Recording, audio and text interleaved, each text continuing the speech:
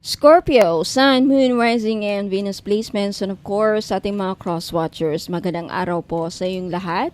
Welcome o welcome back po dito sa Bono Magos PH. My name is Angel Francio Feliciano. Now, in today's video, Scorpio, alamin natin kung anong ang mga lalabas sa baraha para sa magiging mensahe ninyo at gabay at kapalaran sa mga susunod na araw, linggo, or buwan. Now, paalala lang Scorpio at sa lahat po ng mga nanonood, cross-watchers, lahat ng tarot readings ko dito sa YouTube ay general reading lamang. So, ibig sabihin, di po lahat ay makaka-resonate. Kunin nyo lang kayo saan kayo nag-resonate, Scorpio, at iwan yung hindi. Alright, let's start. Scorpio. Let's see. Layout muna natin yung mga baraha.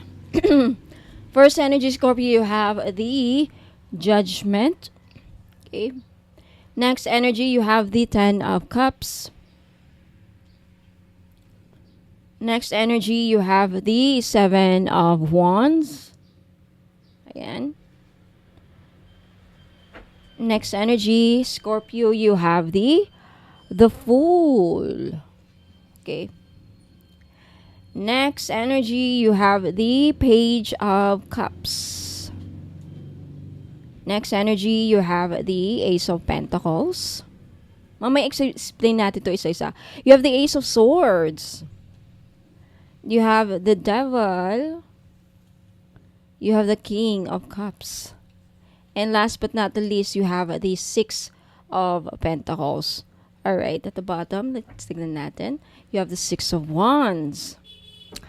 Okay, you will succeed. Makakaranas ka ng tagumpay. Matatamasa mo ang tagumpay. But I feel like, let's see. Tignan muna natin. Right. Scorpio, umpisahan na natin. I feel like marami sa inyo right now, madaming iniisip. Alright? So, nakikita ko sa sitwasyon, siguro yung iba sa inyo, hindi lahat, maraming iniisip, may mga pinoproblema sa utang. Meron din kayong pinautang, and then siguro hindi pa nagbabayad. Marami sa inyo gustong makawala. Okay? Gustong magkaroon ng freedom. With the Fool, may gustong umpisahan din na talagang gustong-gusto mo.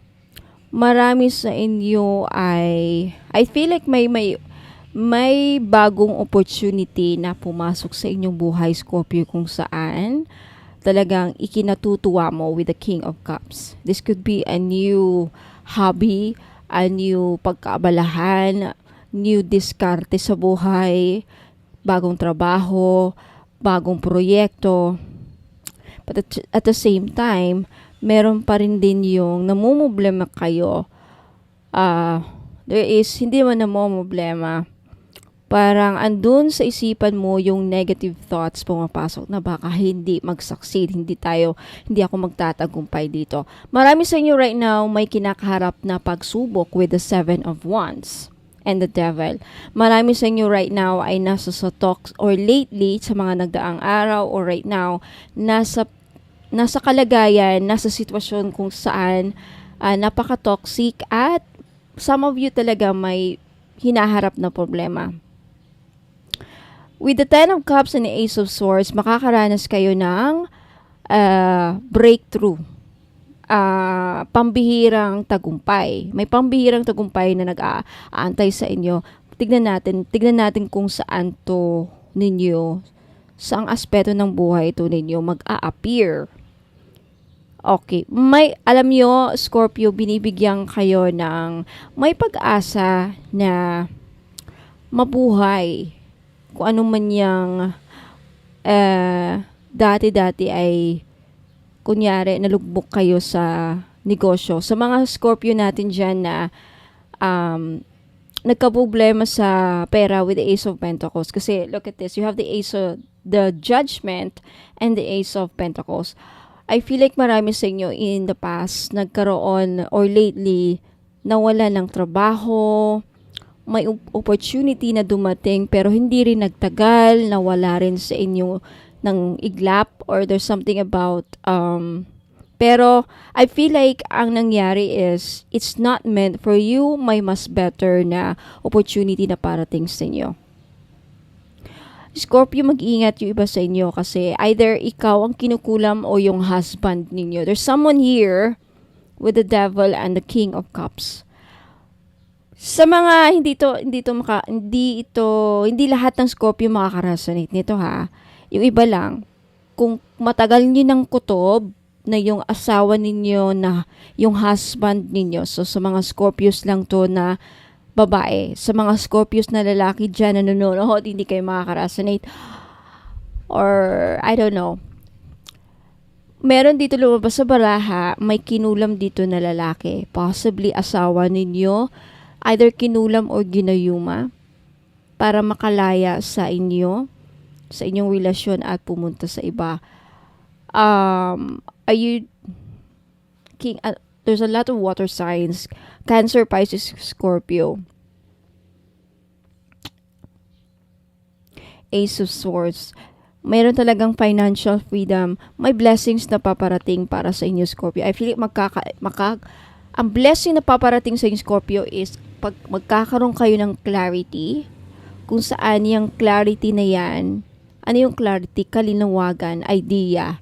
This could be an idea, bagong idea kung saan makakaisip ka ng magandang paraan paano makahanap ng pera or diskarte sa pera, financial opportunity with the Ace of Pentacles.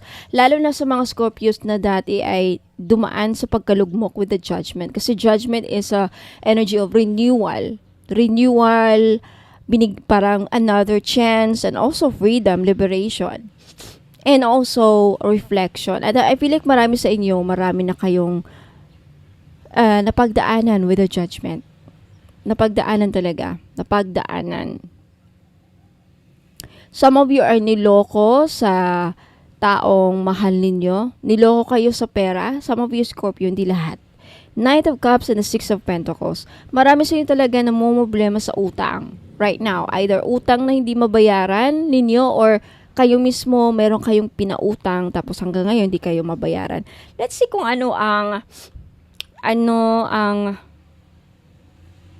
protect your energy, Scorpio. Okay, sa mga susunod na araw at linggo kasi you have the devil. May aahas either sa partner niyo. Sa ibang Scorpio na makaka-resonate. May aahas sa inyong partner. So mga Scorpios dyan na may asawa na same din ng inyong zodiac sign. Ay hindi, same din ng also a water sign, Cancer, Pisces, Scorpio. It's either a Cancer na asawa ninyo or Pisces na asawa ninyo or another Scorpio na asawa ninyo. Aahasin ng, I don't know, ibang makikilala niya with the Fool. Okay? So, ang the Fool kasi is, baka matapilok yung asawa niyo. It's a mistake. Parang, alam mo yung malulure, mahuhulog na siya sa pangpang eh. Baka mahulog sa patibong ang asawa niyo sa kulam. There's something about that. Protect your energy. Let's see kung anong lalabas pa sa, andito yung Six of Wands eh. You will succeed in some aspects of your life. You will succeed. Matatamasa mo tong tagumpay. Let's see kung paano, saang aspeto or anong advice sa'yo ng mga spirit guides mo. Meron na.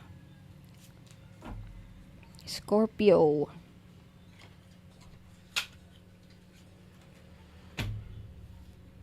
Trust. Okay. Trust in the process. Okay. Lakasan niyo ang inyong paniniwala. No? Every moment guides me to the light. Everything on the road to growth for my progress. Yeah. My progress. Kung nag-aalala kayo, Scorpio, sa mga panibagong simula na nangyari sa buhay niyo, panibagong negosyo, panibagong racket, panibagong trabaho, kung ano man yung sinisimulan ninyo ngayon. Kasi kagaya kalina, nasagap ko kasi na parang meron sa inyo nag-aalala sa bagong trabaho na pinasukan siguro ninyo, bagong tinatahak na bagong panimula. Siguro yung iba sa inyo nawala ng trabaho kaya napilitang magnegosyo, napilitang mag-sideline or gumawa ng paraan para makahanap ng pera. And Siguro yung iba sa inyo nagtatanong, ano ba, magtatagumpay ba ako dito? Malalagpasan ko ba to? Okay ba ito? Yeah, trust. Yeah. Everything on the road to growth is, yeah, it will grow. Just tiwala lang sa process, tiwala lang sa journey na tinatahak mo ngayon. You are on the right path to success. You will achieve financial breakthrough at blessings. In divine timing, of course. You have, yeah, see, victories. You have a lot of victories waiting for you at the end of the road. You are still on the process kasi I have grown in the universe and I have discovered a higher wisdom that guides me to victory. You are being guided. You are being protected. Pinuprotektahan ka ng mga gabay mo. Andito sila na kasama ko at ako ang naging tulay para pagsabihan kayo, Scorpio, na you will achieve victory, pero nakasalalay sa inyo paniniwala, pagpupursige, at yung pananalig. Katatagan din sa buhay, katatagan sa sarili. So, kailangan matatag ka na harapin ng mga pagsubok, kasama yan sa inyong destiny. If you want to achieve victories, maraming tagumpay. Tagumpay sa inner voice. Alam mo, Scorpio, isa kayo, lalo na kayo, because you are a water sign. Lahat Pisces, Scorpio and Cancer, malalakas ang inyong intuition. Pwede kayo maging psychic. Kaya trust your inner voice. Trust ano yung mga inner voice ninyo. Yan yung mga kutob natin. So, if may kutob ka na ganito, ganyan, especially if you're making choices, especially if gagawa ka ng mga desisyon sa buhay, always resort or kumonsulta sa inyong mga kutob, inner voice. I dealt with my inner fears and discovered my inner voice. My intuition guided me on the path of light. See, marami talaga sa inyo right now or nagdaang araw, marami sa inyo nag-iisip ng hindi maganda sa buhay ninyo sa sitwasyon ngayon. Hindi ko kayo masisisi kasi sa mga pagsubok na inyong dinaras, kinakaharap or na-experience lately na nawala ng trabaho, walang pagkakitaan, ang hirap ng buhay ngayon, saan ako makahanap ng pera, paano ko ito mabayaran. But, you have your guidance, you have mga gabay ka na handang tumulong sa'yo para makita mo ang mga opportunity, matagpuan mo even yung mga opportunity na paparating. You have the judgment. Bibigyan ka ng chance ng universe, ng mga gabay, ng mga anghel ni God na makuha itong opportunity which is Ace of Pentacles. It's a financial opportunity. Ang tanong lang kasi talaga, saan at paano? Kanya-kanya kayo. There is no specific answer to that. But ito yung paparating. At least magabayan kayo na may paparating opportunity. Now, it's up to you to embrace it, grab it. Now, hindi ko makita dito kung ano yan specifically kasi marami kayong nanonood. Kanya-kanya kayo ng paraan. Kanya-kanya kayo ng ibibigay. Alright? It's simple lang. Kung magbibigay si God ng pagkain, andun yung general meaning na bibigyan ka ng pagkain. Now, iba-iba kayo ng pagkain na gusto. Siguro gulay ang ibibigay niyo sa isang Scorpio. Ito naman, baboy. Kasi may mga Scorpio na ayaw ng baboy, may mga Muslim na Scorpio. So, ganun ba? Prutas, gulay, iba-iba, madaming klase din ng gulay. Carrots, cabbage. You get what I mean? Like, merong financial opportunity na darating sa inyo, Scorpio, kaya lang ibang klase ng financial opportunity. Right? So, you have to buksan niyo ang iyong isipan. Bravery. Some of you ay kulang talaga sa pananalig at katatagan. Okay? Iba sa inyo na nawalan ng lakas na harapin ng mga problema, Scorpio, parang na-drain kasi sa kakaisip with the devil. Ayan o, Ace of Swords, the devil, the Ace of... Dami laki ng problema sa pera.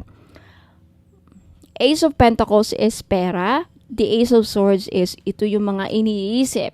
The devil is a very toxic energy. So, ang dami ninyong mga pinoproblema sa pera, nag-iisip sa pera at the same time pinoproblema, diyan papasok ang worry. Diyan papasok ang mga negative thoughts. Mga iniisip na hindi maganda. Ay, hindi ako magsasakit. Ay, wala na, mamamatay na ako sa gutom. Negative, you are self-prophesizing. Parang pinapangunahan mo ang future. Hindi pa nangyayari, pero ikaw mismo nagde-declare na mamamatay ka na. Right? Parang ipinapangunahan mo ang kapalaran na hindi pa nangyayari. Something about that. So, be strong. Okay, wag magpadala sa takot. Takot ang nagpapahila sa inyo pababa takot. Let's see. Let's clarify.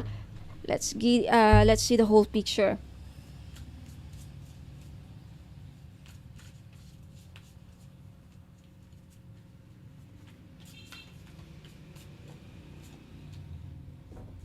Isa lang ang gustong lumabas, ang gustong ibigay. River of release. See, i-release, i-let go. Drift along the river of release where waters carry away burdens, guiding towards renewal. What? A coincidence. Not a coincidence. Talagang tumutugba sa reading ninyo. The judgment is renewal. Renewal is rebirth. Renewal is pagbabangon. Renewal is renew. Di ba? Para kang nag-renew ng passport. Para kang i-renew mo ang buhay mo. So, panibago. Bibigyan ka talaga ng panibagong panimula ni God. And this opportunity, Ace of Pentacles. So, i-release nyo yung mga burdens. I-let go nyo yung mga burdens na humihila sa inyo pababa. Nagpapabigat ng inyong damdamin. Ay, hopefully gumaan lang yung pakiramdam ngayon na narinig nyo ang boses ko. Hopefully gumaan na ngayon. I feel like gumagaan na. Right? Gumagaan. Yung iba sa inyo siguro na iiyak na. Gagaan. Pagaanin nyo ang nararamdaman nyo. Ibuhos nyo yan. Iiyak ninyo. Most importantly, idaan nyo sa dasal. Kumbaga, i-let go ninyo sa mga ahel. Okay, let go and let God. Parang ganun, right? So, release. River of release. Itapon ninyo sa river na yan yung mga pangamba, takot, mga kung anong iniisip na hindi maganda. Andito yung mga gabay mo. Andito ako gumagabay. That means I am your guidance, guiding you that bibigyan ka ng panibagong simula ng Panginoon itong financial opportunity. And at the same time, it's a breakthrough kung saan it will give you a lot of blessings with the 10 of Cups. This is prosperity. This is blessings. Kasi ang dami mong pagsubok ko. Pero yun na nga, the reason why hirap kayong makausad, hindi na nga nakakatulong ang kakaisip ng hindi maganda. Right? Let's get one last card before we go. Right? Let's see. Butterfly. Butterfly is a symbol of great transformation. Okay? Ito na yung simula ng pagbabago. And kaakibat ng pagbabago na yan, baguhin nyo na rin ang mindset ninyo, Scorpio. Yan, talagang, kung gusto nyo tulungan din ang sarili ninyo, baguhin ninyo mga iniisip ninyo. Lalo-lalo na sa mga Scorpios natin dyan na napapalibutan ng mga hindi magagandang iniisip, mga negative. Puro negative yan ang iniisip. Hindi yan makakatulong. Alright? So, show your true colors. You will soar high. Lilipad ka din. Gagaan din ang iyong buhay. Like the paro-paro. Diba? After the cocoon, after naka-restricted sa isang cocoon, pag butterfly, nakalipad na siya. Ang gaan-gaan, ang ganda-ganda pa ng lipad ng butterfly. Magaan tignan. So, I think magiging buhay ninyo, gagaan din. So, trust the process, trust the journey. Once malagpasan nyo yung mga pagsubok, kung ano man yan, you will find, hopefully matagpuan nyo itong opportunity. And hopefully, Scorpio, hindi nyo ito ma-miss.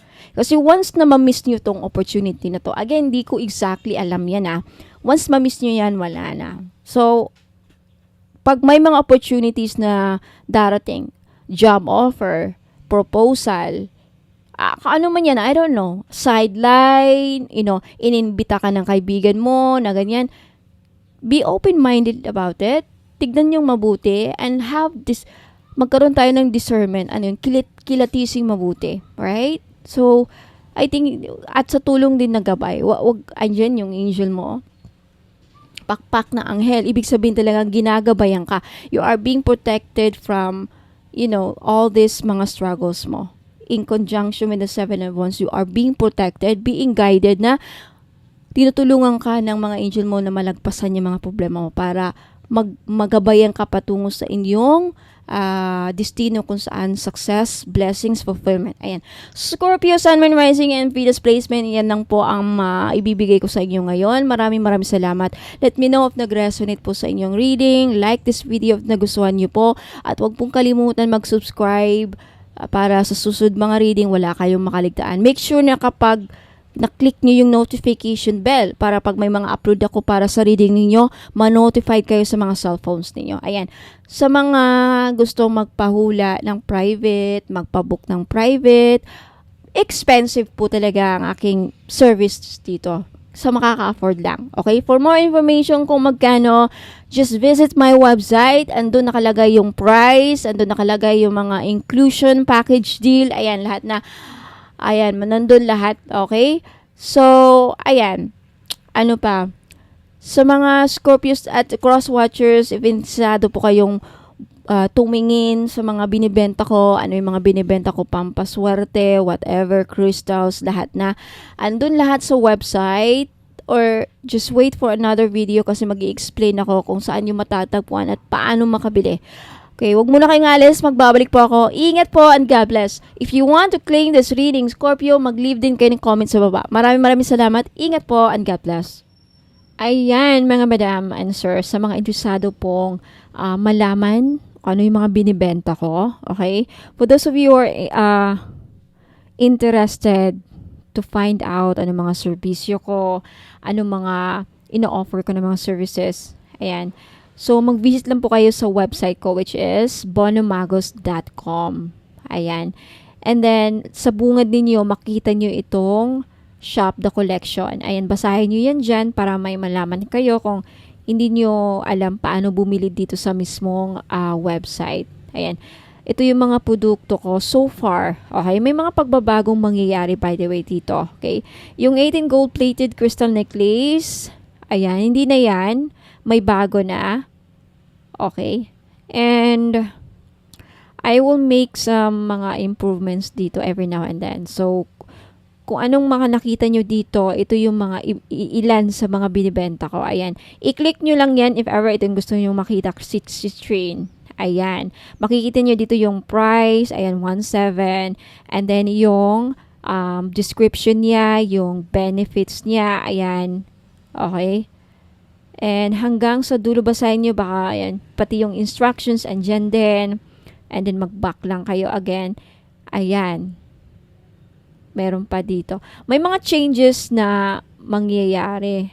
Okay? Yung iba dito madadagdagan. Ayan, meron ding Dragon Blood Smudge Kit. Ito yung pang-cleanse. Nagbibigay ito ng blessings, by the way. Okay. Yung price niya is $4.90. Dalawa na. And makikita niyo dito sa navigation, yung dalawang linya na yan. I-click nyo lang yan, lalabas yung mga menu. Ayan yung mga pages. You have the frequently asked questions. Kung may mga katanungan kayo, baka nasagot na dito. Kaya basahin nyo yan, walang COD. Ano yung mga rituals na ginagawa ko dito. Gaano ba ka-effective or yung effectivity ng item. May gusto kayong malaman, andito na ang sagot. Mga expiration, kung may expiration ba. Ayan, walang refund dahil sa mga ritual. And if I ship outside the Philippines, basahin ninyo ito sa mga OFW na tag-ibang bansa na interesadong bumili ng items sa akin dito. Ayan. Or ilang days ma-receive yung order. Ayan mga questions. Anong courier ko? May discount ba? Babaguhin ko pala yan. Wala nang freebie, okay? Walang discount.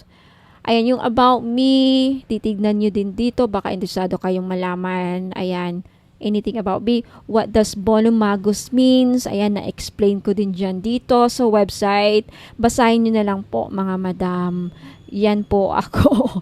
Yung pagmumukha ko. Anyway, about me.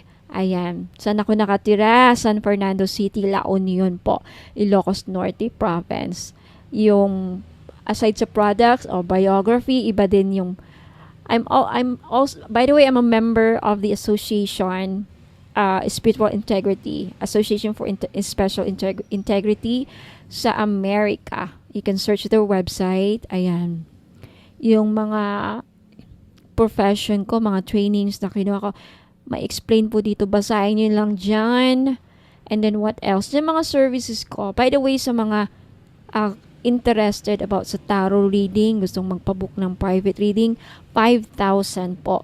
Okay? Meron ding 15,000 if you want to avail everything. Kasama na yung mga items dito, makaka-receive kayo mga package. May inclusion set yan. Okay? Package na yan. Package, and dito yung mga explanation, anong matatanggap ninyo. Pero kung gusto yung mas mura, ang pinakamurang ma-offer ko is 5K, 5,000. And what else? Dito yung blog. Okay? Mga blog ko. Ayan. Kung interesado kayong basahin, ayan. What else? Prayers. Ayan. Kung may mga prayers din ako sa All-in-One Red String Prayer, if you are interested to perform a personal prayer. Pero, actually, dadaanan na sa ritual yung mga items eh. But if gusto nyo lang na kayo mismo mag-ritual para sa mga sarili nyong item. Now, for those of you na gustong magpasama sa prayer ritual, libre lang po. Kaya dito kayo mag-submit sa free prayer ritual page. Ayan, click nyo lang yan and then lalabas po dito yung ano ko is mga psalms. Ayan. And then, ito basahin nyo dito. Basahin nyo lang yan. And then, isulat nyo dyan yung name ninyo, first name, last name, yung email ninyo, yung phone number, at yung prayer request ninyo. And then, click send. Okay, libre yan sa gusto, okay? I think, ayan, Facebook page. By the way, sa Facebook page ko, mga madam, dito po nakalagay yung mga ibang items na minsan, kagaya niyan, nawala sa website.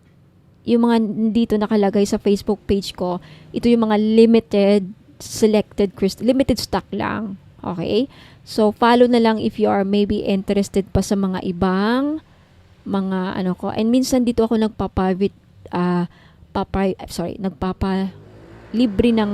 papahula ng libre sa live. Live lang talaga. Okay? So, maraming salamat sa pakikinig. Ayan. Hopefully, naklaro na. So, maraming salamat. Okay, message nyo lang ako dito sa Facebook page if ever may gusto kayong bilhin. Okay, sa Bono Magos PH na merong blue check. Ayan, maraming salamat. Ingat po and God bless.